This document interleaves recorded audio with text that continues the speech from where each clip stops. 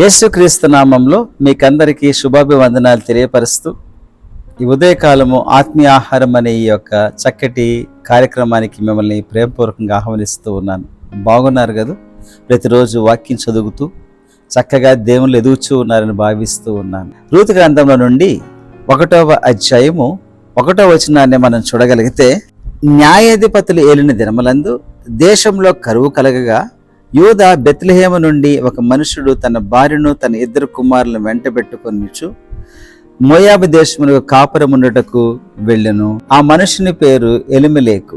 ఇక్కడ మనం బాగా చూసినట్లయితే ఈ కుటుంబము ఒక సమస్య వచ్చినప్పుడు పారిపోతూ ఉన్నది. యెరూషలేములో కాపురం ఉన్నారు వీళ్ళు. అయితే యెరూషలేములో అక్కడ మరి కరువు వచ్చినప్పుడు ప్రభు దగ్గర వాళ్ళు ప్రార్థన చేసుకొని ప్రభు ఎలా చెప్తే అలా వినేటువంటి వ్యక్తులుగా ఉండాలి. అయితే వీళ్ళు ఏం చేశారు అని అంటే, అలా ప్రార్థన చేసుకోకుండా ఒక డెసిషన్ తీసేసుకొని మోయాబు దేశానికి వెళ్ళిపోయారు, పారిపోయారు అక్కడి నుంచి. యెరూషలేం అంటే రొట్టెల ఇల్లు, యెరూషలేం అంటే దేవునికి నివాసము, దేవుడు ఏర్పరచుకున్న ఒక స్థలం. ఒక విధంగా చెప్పాలని అంటే మోయాబు దేశము శపితమైన యొక్క దేశము, శపించబడిన దేశము. అసలు మోయాబీలతో కలవవద్దు అనేసి చాలాసార్లు మరి మన ద్వితీయోపదేశ కాండములు ఇవన్నీ కూడా మరి మోషే చెప్పినగా మనము విని ఉంటాం. అయితే వీళ్ళు డెలిబరేట్గా చూసారా, సమస్య నుంచి పారిపోయేటువంటి అనుభవంలోకి వెళ్ళిపోయారు. వెళ్ళి ఏమైంది, ఎలిమెలెకు చనిపోయాడు. నయోమి ఇంకో 2 కుమారులు ఉన్నారు. ఆ కుమారులిద్దరికీ కూడా మరి మోయాబీల్ని పెళ్లి చేసింది. తర్వాత చూస్తే ఆ 2 కుమారులు కూడా చనిపోయారు. చూసారా, సమస్య మరి యెరూషలేములో ఉన్నప్పుడు పారిపోయి మోయాబు దేశంకి వచ్చినప్పుడు అక్కడ కూడా సమస్యలు లేవా? కాబట్టి ప్రియమిత్రమా, సమస్య వచ్చినప్పుడు పారిపోకు. ఇది ఈరోజు సందేశం. సమస్య వచ్చినప్పుడు పారిపోతూ ఉన్నావా ప్రియమిత్రమా? పారిపోకు. ఎక్కడైతే నువ్వు ఉన్నావో అక్కడే దేవుడు నీకు చక్కటి సక్సెస్ ఇచ్చేటువంటి దేవుడిగా ఉంటూ ఉన్నాడు. ప్రభుని హత్తుకో, ప్రభుకి ప్రార్థన చేయి, దేవునికి వాక్యము చదివి వాక్యానుసారంగా జీవిస్తూ ప్రభువుకు నువ్వు ప్రార్థన చేసిన వ్యక్తివైతే ఆ సమస్య నుంచి నీకు తొలగింపజేస్తాడు దేవుడు. పారిపోతే పరిష్కారమా? కానే కాదు. ఎదురాడి నిలబడేటువంటి వ్యక్తిగా మనం ఉండాలి. అలలు అలా వస్తూ ఉన్నప్పుడు చచ్చిపోయిన చేప అలల వైపు వెళ్ళిపోతుంది, పారిపోతుంది, దాంతోపాటు వెళ్ళిపోతుంది. అలాగే నువ్వు వెళ్ళిపోయావనుకో, మరి నువ్వు చచ్చిన వ్యక్తితో సమానంగా ఉంటావు. అలా కాకుండా సమస్యలు వచ్చినప్పుడు, కెరటాలు వచ్చినప్పుడు ఎదుర్కొంటూ ఉన్నావు అనుకో, అది జీవం గల వ్యక్తులు చేసేటువంటి పని. సమస్య వచ్చింది కదా అనేసి యేసు ప్రభువు వారు పారిపోలేదు. ఆయన దిగి వచ్చాడు ఈ లోకానికి. పెద్ద సమస్య మానవుడికి తటస్థించింది.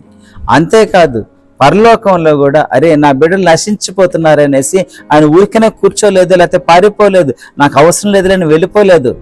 ఈ లోకానికి దిగి వచ్చి రక్తము చిందింపకుండా పాప క్షమాపణ లేదని చెప్పి నిజంగా ఆయన తన ప్రాణాన్ని అర్పించాడు మన కోసం, నీ కోసం నా కోసం సజీవ యాగంగా తన శరీరాన్ని సమర్పించి నిలబడి నిజంగా మన దగ్గరికే వచ్చి, పారిపోకుండా దగ్గరికి వచ్చి నిలబడి జై జీవితాన్ని ఇచ్చిన ప్రియ ప్రభుని ఒక్కసారి జ్ఞాపకం చేసుకో.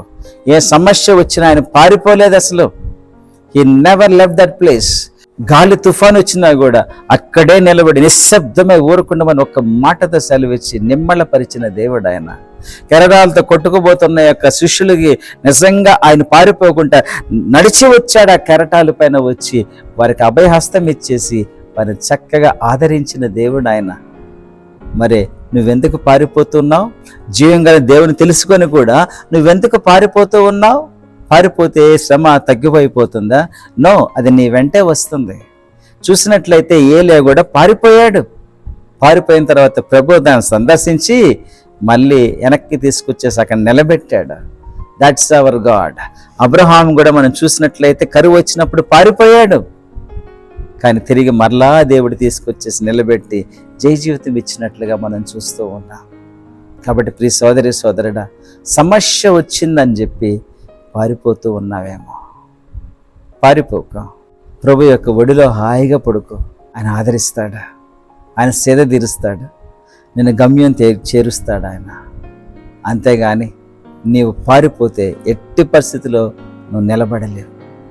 ప్రభు వైపు చూడు, పారిపోకుండా మోకాళ్ళ పైన ఉండి, దేవా నాకు ఈ సమస్య వచ్చింది నువ్వు చూడవా అని ఒక్క మాట నువ్వు మాట్లాడితే ఆయన చక్కగా నీ దగ్గరికి చేరుతాడు. ఆయన he will definitely come to you.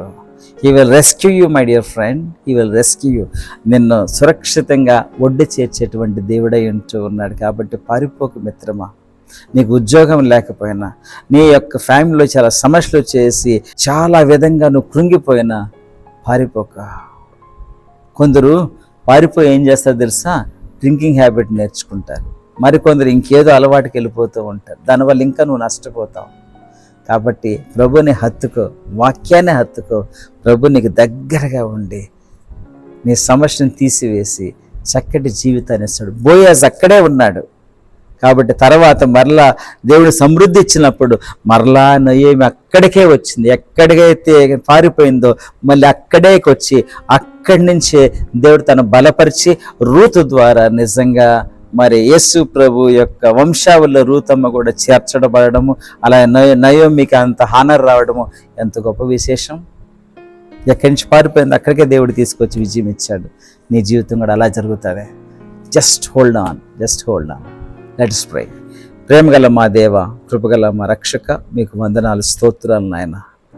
ప్రభు అనేక సార్లు మా ప్రియులు నాయన సమస్య వచ్చినప్పుడు పారిపోతూ ఉన్నారు. అలా పారిపోకుండా ప్రభు జై జీవితం వారికి దయచేయండి. నిలబడే జీవితం ప్రభు, బండపై నిలబడేటువంటి అనుభవంలోకి వారిని తీసుకొని వెళ్ళండి నాయన.